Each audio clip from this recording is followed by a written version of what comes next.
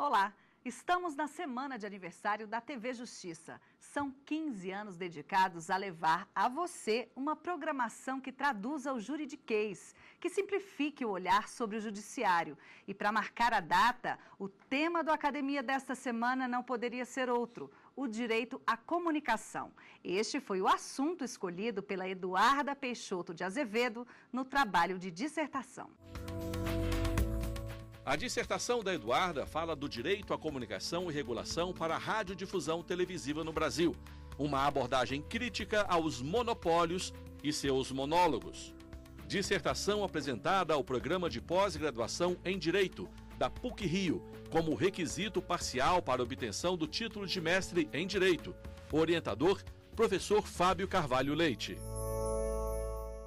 Neste primeiro bloco, a Eduarda vai falar da dissertação dela e depois do intervalo, Arthur Coimbra, mestre em Direito, e o doutor em Ciências da Comunicação, Alexandre Killing, ficarão por conta das perguntas. E você de casa acompanha tudo para tirar suas dúvidas também. Agora vamos assistir a um pequeno resumo do trabalho da Eduarda. O trabalho parte da ideia estabelecida no capítulo 5º da Constituição, o direito à comunicação, e defende que isso só ocorre com a atuação de agentes reguladores. Faz ainda um histórico da implantação da televisão no país e conta o desenvolvimento de instrumentos legislativos que disciplinaram a atividade ao longo dos anos. Eduarda, seja bem-vinda à Academia. Muito obrigada pela sua presença aqui conosco. Obrigada pelo convite. Eduarda, vamos abrir então a nossa conversa, o nosso bate-papo, com uma frase bem bacana da sua pesquisa. A comunicação não pode ser entendida somente como um mercado economicamente relevante, mas como bem político, simultaneamente privado e público. Então, eu vou usar essa frase para a gente iniciar a nossa conversa e você me explicar qual é a situação atual da comunicação no Brasil. Então, a minha pesquisa ela é focada na comunicação, mas a comunicação na televisão, no controle, na regulação, no pensamento do exame sobre a televisão. E uma coisa que eu observava já em 2010 era que, a despeito das tecnologias e de toda a expansão da comunicação no sentido maior, a televisão permanecia como um meio de comunicação estratégico, tanto política quanto economicamente. E isso é observável ainda hoje. Isso é um dado que eu posso dizer com toda segurança que, mesmo não tendo atualizado todos os aspectos da minha pesquisa, a televisão segue sendo um ator político, um canal de comunicação muito relevante e muito influente. Eu diria que, para o Brasil, nós produzimos uma TV de qualidade e nós temos também um perfil de público que consome televisão de forma também característica brasileira, né? Mesmo na era digital, a gente pode dizer, então, essa sua posição, se mantém em relação à televisão? Eu defenderia isso sem te apresentar nenhum dado, mas eu diria que, na verdade, quando você observa fenômenos de mídia que são transmídia, em que você vê um acompanhamento na internet de um programa que está repercutindo na televisão, eu penso que essas atualizações elas acabam ocorrendo em sinergia também. A televisão, isso é uma previsão totalmente subjetiva minha, mas assim, ela vai demorar para morrer como um meio de produção de conteúdo. Eu penso que a televisão, inclusive a televisão pública, a televisão que tem esse caráter informativo, um caráter que vai além do jornalismo puramente, a TV que seja educativa ou algo como a própria TV Justiça, em que hajam programas institucionais cuja finalidade é propagar a informação, é você divulgar a informação de forma correta, transparente, mesmo a partir das instituições. Esse tipo de meio de comunicação ainda vai viver durante um bom tempo. Eu percebo que há um fôlego porque há uma demanda. E a TV aberta e a TV digital agora, ou com toda a mudança de tecnologia e essa atualização, a TV continua sendo um protagonista nos meios de comunicação. Uhum.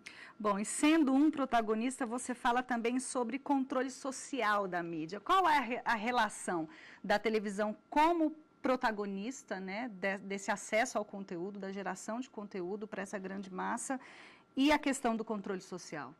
Aí eu gostaria de fazer uma ressalva, porque o termo controle social transmite um significado de censura e controle de conteúdo que não é o avesso não só do que eu defendo na minha pesquisa, como da minha atividade como pesquisadora atual, porque eu faço parte de um grupo de pesquisa em liberdade de expressão na pós-graduação, onde eu fiz o meu mestrado na PUC-Rio, um grupo dedicado a acompanhar os litígios e as pesquisas em liberdade de expressão. Então, quando eu falo de controle social, é a sociedade acompanhando como consumidora, mas podendo interagir ou se manifestar. Acho que você simplificar a questão do controle, encarando ele como uma forma de censura, retira o debate e o exame necessário de que não pode ser qualquer coisa ser veiculada, que existem questões de representatividade, de conteúdo impróprio, e isso sempre houve, e isso não é um tabu. O que a gente precisa é amadurecer o nosso olhar crítico sobre o tipo de coisa que a gente produz e acelerar os mecanismos de direito de resposta, digamos, coisas que a gente observa, por exemplo, no direito eleitoral, a gente tem uma celeridade processual para conseguir manejar o meio de comunicação, inclusive de televisão, para você colocar no ar uma resposta ou uma correção. Em tempos que a gente vive com a propagação de notícias e notícias não verídicas ou, digamos, entre aspas, pós-verdade, esse tipo de acompanhamento, eu diria que é uma forma de controle, um controle saudável, um controle salutar, porque a responsabilidade sobre a comunicação, ela tem que ser encarada como uma maturidade necessária. Não é assim, não, é impossível, é irrealizável uma liberdade absoluta de expressão. E sei também que é um clichê dizer que nenhum direito é absoluto, mas isso também é inescapável. Eu acho que em respeito ao papel social, político, estratégico, econômico da televisão aberta, a gente deve tratá-la com maturidade e nós, público, também, ou nós, operadores do direito, ou nós, pesquisadores, profissionais que trabalham com televisão, encarar isso com uma forma de responsabilização, de acompanhamento, de ter relatório, de você ter dados concretos sobre o conteúdo que você veicula. Eduarda, agora a Academia abre espaço para a sua exposição, né, para que você complemente outros pontos em relação à sua pesquisa que a gente ainda não conversou.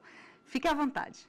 A minha pesquisa surge como uma continuidade da pesquisa que eu desenvolvia na graduação em liberdade de expressão e, nesse caso, tomando como ponto de partida o capítulo 5 da Constituição, o direito à comunicação, e como houve e não houve a implementação da democratização desse direito à comunicação no que tange à radiodifusão e à televisão. Então, pego esse aspecto desse debate sobre o caráter público das ondas e do fato da televisão ser um patrimônio, entre aspas, da União como concessão, e o uso da televisão, o papel da televisão, a responsabilização da televisão como uma coisa não apenas interessante para o direito, mas interessante para a sociedade e uma forma de você entender e ler a sociedade desde o surgimento da televisão. E aí, na minha pesquisa, eu também faço, que é inevitável, assim, um breve histórico da televisão no Brasil e eu trago exemplos de agências reguladoras de televisão e de meios de comunicação em outros países para tentar demonstrar que quando se fala em regulação, a gente não está falando de censura ou mecanismos de controle de conteúdo, né? Para trazer o espírito democrático constitucional para a ideia do direito à comunicação e numa tentativa de transformar essa implementação do direito à comunicação numa perspectiva concreta, assim. Ok, Eduarda, muito obrigada pela sua exposição. Obrigada. O primeiro bloco da Academia fica por aqui e a gente volta já já. Tem debate, não saia daí.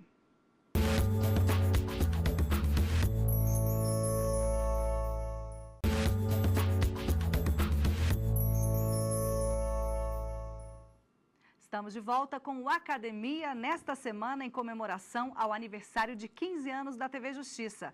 Para este segundo bloco, chamo Arthur Coimbra, mestre em Direito, e o doutor em Ciências da Comunicação, Alexandre Killing. Fique à vontade, então, para tirarem todas as suas dúvidas, iniciarem o debate. Vamos começar, então, com você, por favor, Arthur. Obrigado, Jordana. Agradeço à TV Justiça pelo convite.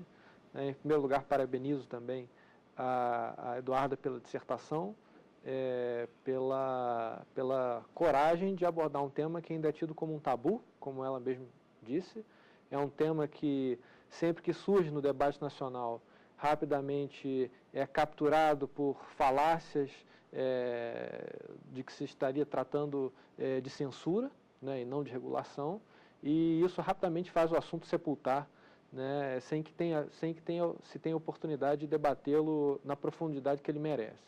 Então, ressalto aqui os parabéns pela dissertação. E minha primeira pergunta se refere à natureza do serviço de radiodifusão, né? Na dissertação, Eduarda, ela consegue firmar bem os fundamentos e sustentar que o serviço de radiodifusão ele é um serviço público, um serviço de caráter público, independentemente da roupagem, da exteriorização que ele tenha, do tipo de contrato que seja feito com o poder público e assim por diante. Partindo dessa premissa de que o serviço de radiodifusão ele é, em essência, um serviço de caráter público, que distinção é possível fazer quanto ao papel ou à responsabilidade da radiodifusão comercial em face da radiodifusão pública?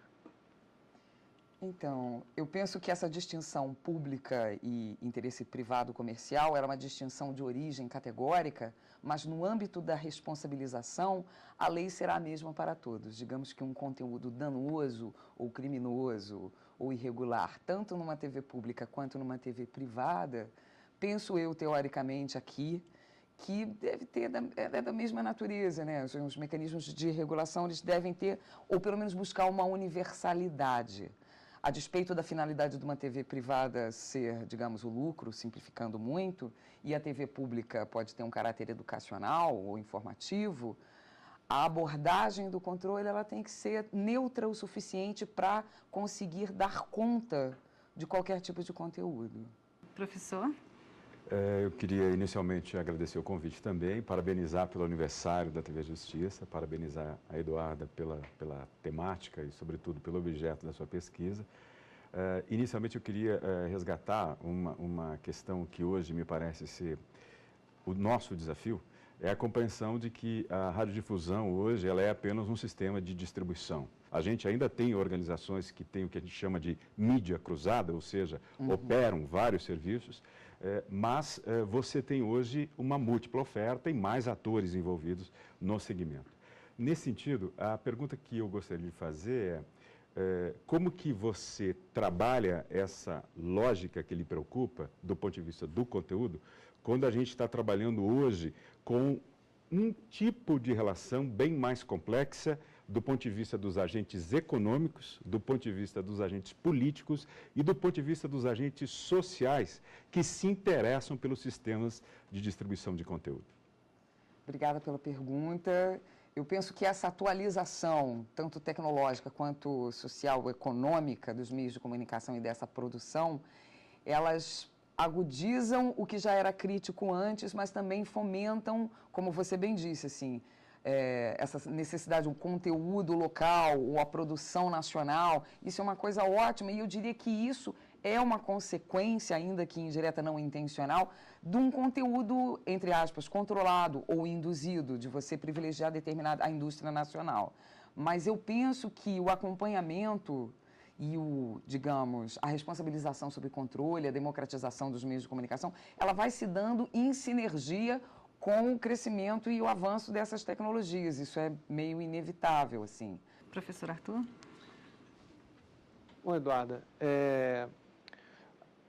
a gente pode distinguir dois papéis da televisão aberta.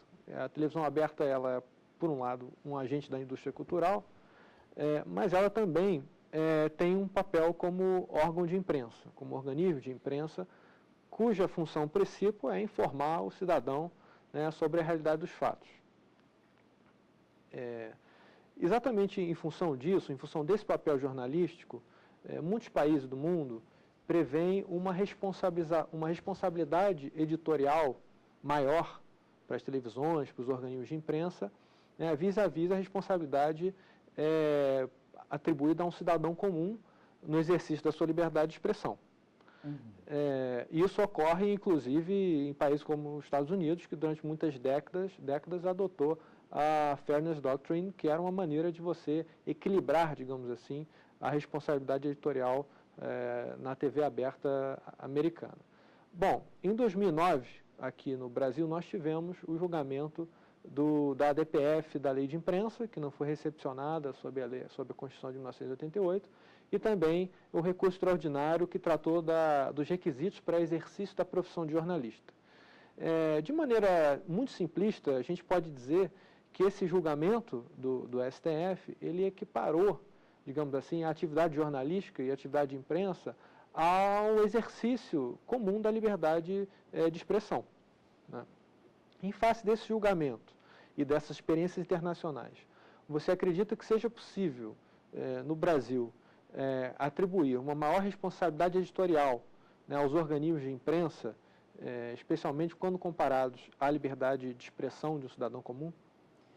Eu acredito que sim, e eu penso que deveria haver, principalmente por parte do judiciário, uma apreciação desses sujeitos titulares do direito à liberdade de expressão. Quando eu falo assim do direito de um jornalista se expressar, não é da mesma natureza a liberdade de expressão dele do que a do dono do jornal, ou a de um blogueiro que está sendo processado por uma veiculação de um conteúdo que ele está reproduzindo de um jornal. Eu penso que o desejável, até cientificamente falando, é a gente entender e categorizar, distinguir as particularidades desses sujeitos de direito à liberdade de expressão. Uma coisa sou eu na minha plataforma pessoal falando, e outra coisa é um jornal. Penso sim que é saudável, mesmo nos Estados Unidos, sob a égide da primeira emenda, que tem esse baluarte da liberdade de expressão como um fundamento da República Americana, ainda assim, um dono de jornal ou quem quer que tenha a propriedade de um meio de comunicação maciço, com alcance, com uma penetração distinta, não adianta dizer que a internet também é universal. Você não entra na internet e vai descobrir coisas. Existem nichos e existem culturas e existem já produtores de conteúdo mais ou menos relevantes. É preciso diferenciar quantitativamente e qualitativamente. E essas duas características, elas inclusive convergem muito, porque o que se torna quantitativamente relevante na internet é de alguma forma ligado ao próprio conteúdo, à qualidade do que está sendo veiculado. Mas, repito, assim, do que eu acompanho como pesquisadora e como consumidora, né, de jornais, não morrem os grandes meios de comunicação. Eles ainda são sujeitos importantes, relevantes e atores políticos, né? Então, penso que a princípio, sim, acho que tem que diferenciar, não cabe colocar todo mundo num enorme guarda-chuva de liberdade de expressão universal. Sim, ele é um direito universal e necessário, mas os sujeitos têm os seus territórios de liberdade de expressão distintos. Uma outra questão que me parece importante a gente refletir é exatamente o papel desses sujeitos hoje produtores de conteúdo. Eu tendo a acreditar, e é uma pesquisa inclusive recentemente publicada na Inglaterra, que mostra que apesar desse grande oceano de produtores de conteúdo hoje, em caráter indefinido e que não tem nenhuma distinção hoje em todos os sistemas de distribuição, há uma tendência da sociedade como coletivo de prestar mais atenção e acreditar mais nas fontes profissionais de produção de conteúdo. Como fazer, do ponto de vista da regulação, essa distinção? Eu penso que essa distinção ela se perfaz na hora em que você reconhece e define esses meios de comunicação e o grau de, digamos, de historicidade ou profissionalismo de sujeitos de comunicação.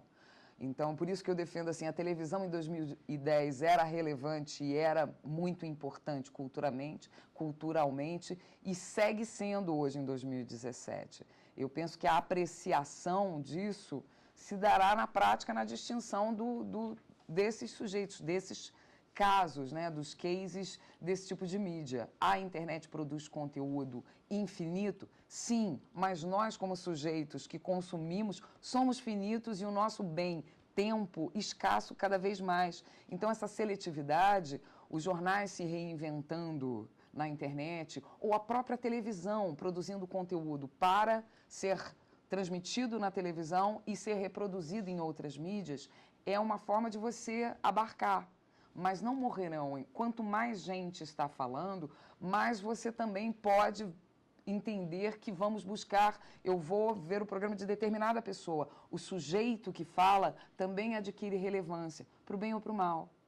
Então, os fenômenos de mídia podem surgir e morrer, mas certa consistência e um caráter do telespectador que é muito identificado com a televisão, dessa credibilidade do audiovisual, isso é uma coisa que não vai morrer, é um traço cultural. E como eu disse antes, o Brasil produz uma televisão de alta qualidade e nós temos um público acostumado a essa televisão de alta qualidade. Se a gente perceber do ponto de vista legal, a gente evoluiu muito com a incorporação da radiodifusão pública, por exemplo, Sim. que é uma coisa muito recente.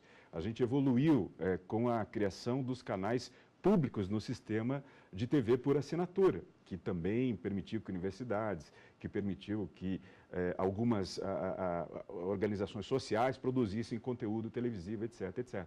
Mas você tem uma barreira econômica, que é a financiabilidade da produção desse conteúdo. Sim. O que estabelece que sobre este produtor de conteúdo haja uma lógica econômica externa à própria lógica de produção de conteúdo. E do ponto de vista da produção de conteúdo, você tem essa questão da responsabilidade civil, da responsabilidade daquele conteúdo que é produzido. Do ponto de vista da regulação, caberia trabalhar isso diferentemente, trabalhar isso de maneira associada?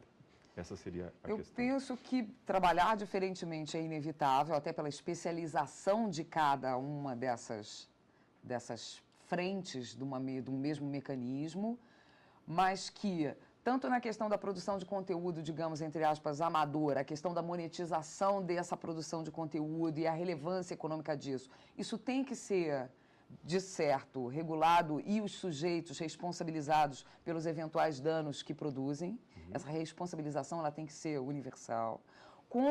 Quanto no que diz respeito aos grandes sujeitos e players de mídia, o dono de jornal e o cara que tem o jornal e a televisão e essa confluência também tem que ser tanto visto do ponto tanto julgado do ponto de vista do conteúdo, da aferição de conteúdo, como um sujeito econômico que tem em sua propriedade um meio de produção de receita e que gera uma receita incrível e uma receita também simbólica, cognitiva, porque a moeda de barganha de concessão de rádio, de TV, é um fenômeno que extrapola o caráter econômico, a gente sabe disso, tem um caráter político. O radialista, não deveria ser, mas o radialista e a penetração que tem uma TV é uma coisa que tem uma influência, que está além do aspecto econômico.